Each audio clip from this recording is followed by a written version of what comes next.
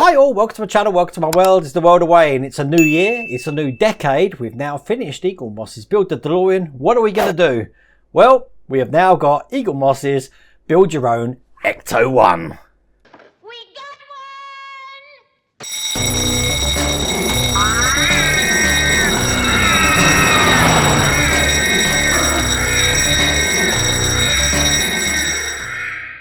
Well, there you go. Big smile on my face. I'm glad when this finally came through the door today. This is issue 1. I'm going to show you what we actually get in issue 1 and we'll be building the first parts together. I'll also mirror off what sort of parts that we got in the trial so you can see how the trial issues have developed to the issues that you're seeing now in this issue. So I'll do that as we go along as well. But without further ado, let's look at the magazine. Now, this is the magazine here. As you see, issue 1. We do get an inventory of everything that we're going to be building in each issue. What I do like about this is they give you an image of what part of the car we're going to be working on. Now, if the pieces have got an L on them, it means the left side of the car. If they've got an R on them, it means we've got the right side of the car. And as you can see, we're going to be putting some vents on. That's the first thing, and I already tell you now that Mike Lane has already done a mod for these, and we've only got to issue 1, which is crazy. And we're going to be assembling the hood rim here with 4 screws. Now, like Eagle Moss, it's probably best to go out and get yourself a pillbox now so you can actually store these screws if we get any spares, because I'm guessing there's going to be a lot of them. I think it's going to be the same thing like we had with the DeLorean build, that if it's got an M after it, it means metal, and if it's got a P after it, it means plastic. But we'll see that next time. It does tell you what's in the next magazine at the end here. As you see, we're going to be doing the fender guard and the headlights here, pretty much like what we did in the trial. I don't normally go through the whole magazine, but I will show you. We've got a piece on Dan Aykroyd there. Actually, most of this is about Dan Aykroyd, to be honest with you. The Stay Puft Marshmallow Man.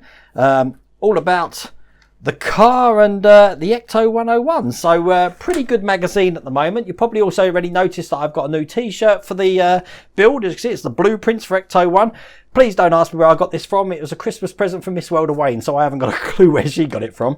Some of the other things we've got the life-size picture here of how the car's going to look, and I'm not going to be able to show you this in one image, but if I like put it through like a conveyor belt, this is a 1/1 scale image of the vehicle, which is absolutely crazy. And then on the other side, you can see a back image and a front image of the car. It does go in to tell us some of the details of what we've got, and I'll try and read them out to you. We've got the completed model is going to be 80 centimeters long, 25 centimeters wide.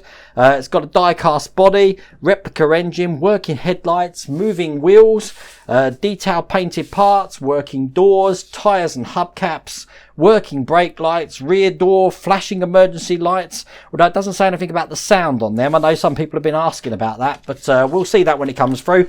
Trust me, if it hasn't got sound, someone in the modding community will certainly get on with that. So we'll see how that goes. And then we've got just the introduction manual, which looks like this, which is just giving you a guide to the build. What you've just seen, telling you all the things that we got coming with the vehicle. Just a close-up of all the things that we're going to be building. It's going to be a fun old build, this one is. Obviously, it's a 1/8 scale. Now, this is going to be completed. I've heard rumours everywhere, 120 issues up, but according to the website, 141 issues. This is 1 issue more than the Bismarck from Hachette. So we're going to be on this for 2.5 years, unless they extend it. Just like the DeLorean, it will go up to 3 years. So we'll have to see how that turns out. Once again, in the introduction, it does tell you about what's coming in the next issue. But it is interesting to see what sort of things we're going to be building and some of the tiny details that we've got in this build. This build's one of these ones that has been in the works for some time, and everyone's been excited for the release date for it. So I can't wait to get to work on this. So without further ado, let's get cracking. Now, if you didn't see my live stream, I thought I'd mention this first. This is my cutting mat. This is what I use. If we've got an issue which is particularly challenging, or I'm in distress and it's going really hard, I'm going to revolve it, and I'm going to have this pink and white one, which mirrors the Stay Puft Marshmallow Man attack in the old ZX Spectrum and Commodore 64 games. So let's pray in my thumbnails you never see this side. We always want to be seeing this nice grey side because I really can't be doing with another hard build. But we'll take each issue as we find them. But anyway, let's get on with issue 1. Now I was going to get my screwdriver out to show you exactly what we're building together, but it does come with a screwdriver. So just for the first issue there, I am going to be using the screwdriver that comes with it. We've also got a license plate, the vents for the bonnet here, a sticker, which we're not going to be using the license plate or the sticker. We need to keep them safe. And we've got the screws here as well. So let's get this open and show you what we're actually doing. So I've managed to overcome the first challenge. We've managed to open it, and I'm going to take out the massive bonnet first. The bonnet is metal, as you can see here. Just show you that on the close-up camera again. Now, as you can see, we've got some holes here where the vents are going to go, but I thought before we actually do that, let's mirror that with what we had with the trial version. Now, this is the bonnet here from the trial version. As you can see, we've got no holes here, and if I just turn it over, we've got a lot of difference between the black section here. This was left white. Other than that, there's not really a lot of details. There's some more drill holes, things going on here. I'll show you on the camera again, which are different from the original trial version just there.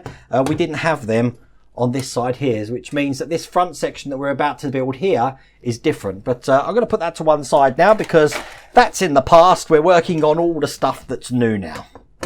Now, as I mentioned before, it's probably best to keep the screws, but we've got some BM screws and we've got some AM screws. Now, the first ones we're going to need are the AM screws for the vents. These have got white heads on them, so they're pretty easy to figure out what ones we've got going in. Now, Mike Lane, if you look at this picture here, has already come up with a solution for this, because when we put these on, as you can see, we've got some lugs on this side here, and they're just going to be fitting just like that before we screw them down. He's actually got rivet holes in here rather than what we're going to see, which is the tops of these screws. Now, the screwdriver that comes with it does hold them okay, so it's not too bad a screwdriver, but as you can see straight away, it slips off. This screwdriver, even though it's nice to have it with it, is not going to do the job. You want to get yourself hold of a PHO screwdriver, like this one here, and then that will grip hold of the screw a lot easier and enable you to push this into place without the heads spinning off, just like that. So we're going to repeat that. 4 screws. We've got 3 more left to put in on just this side here. Here's the second one. Now, when we put these in, it will only let you put them in one way because of the lugs here. So like, as you can see, if we try and put it in the way that it doesn't go, like this way round, it won't let you put it in. So it can only go in one way. We'll put the other 2 screws in here.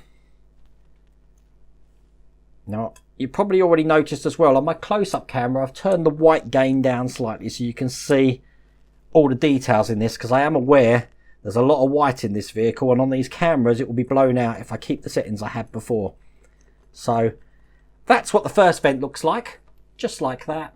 I'll show you on the close-up camera there, but I think I am going to be looking at Mike Lane for the fix for that, because I think Mike Lane's one are a lot better. So we get this one in, just like this. And once again, 4 screws in its place. I'm so happy this has arrived, and I did get issue 2 as well. That's probably going to be out in a couple of days. I am going to start thinking about how we're going to space these out, because when the next lot comes, we're going to be getting issues 3, 4, 5 and 6. And if I do them all at one go, then you're going to have nothing else to watch for the rest of the month. So here's the 3rd one going in. And last but not least, here's the 4th one. Now, some of these can be tightened up, which I'll do in a minute. I have already seen someone take the head off of one of these screws. So I'm being very careful when I put these in that I'm not over tightening them. I think that'll do. There we go. And that's both the vents in on the bonnet. So we can put this to one side now, because we're going to be working on the hood rim. Now, the hood rim, this part first, is metal. Quite heavy, actually, and it looks quite good quality. I can't see any blemishes, and the paint details are excellent. And then we've got the chrome detailing for this, which looks like that. Now, all the chrome detailing on this is plastic, so that's just going to be fitting just on top of the lugs like that. And then this is going to be held in with the BM screws we've got. Now, this needs 4 screws. I have got 2 spare. They've gave me 2 spare of the AM screws there with the white tips. It means we're going to have 1, 2, 3, 4. We're going to have 1 spare of the BM screw for this. Now, I haven't actually got a spare pillbox for this at the moment, so I'm probably going to leave them in the bag. But let's tighten this one up on this end first. That's number 1 in. This is number 2. Just like that.